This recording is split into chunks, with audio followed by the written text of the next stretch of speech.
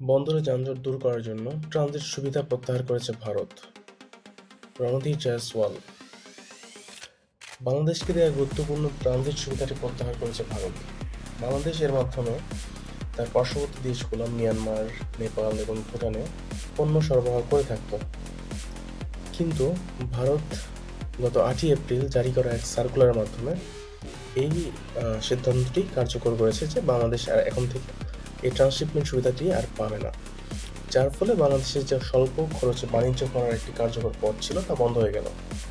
এখন প্রশ্ন উঠেছে, ভারত তাহলে বিশ্ব বাণিজ্য সংস্থার অধীনে, নিয়মাবলীর অধীনে ভারতের যে দায়বদ্ধতা আছে তা নিয়ে একটি প্রশ্ন উঠেছে। ভারতের পররাষ্ট্র মন্ত্রণালয়ের মুখপাত্র রণধীর জয়সওয়াল বলেছে, বাংলাদেশে প্রদত্ত ট্রান্সশিপমেন্ট সুবিধার ফলে আমাদের বিমানবন্দরগুলোতে দীর্ঘ সময় ধরে যানজট তৈরি হচ্ছিল। মানে বাংলাদেশের পণ্যগুলোর ট্রাকগুলোর জন্য তাদের বন্দরগুলোতে বিলম্ব হচ্ছিল এবং যানজটের সৃষ্টি হচ্ছিল, যার কারণে তারা এই সুবিধাটি প্রত্যাহার করেছে। এই সুবিধাটি আসলে 2020-এর জুনে চালু করা হয়েছিল বাংলাদেশ থেকে ভুটান, নেপাল ও মিয়ানমারে পণ্য রপ্তানি করার জন্য।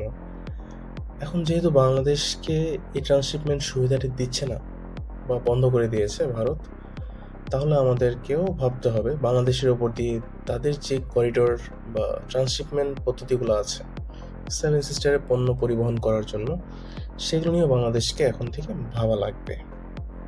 ধন্যবাদ।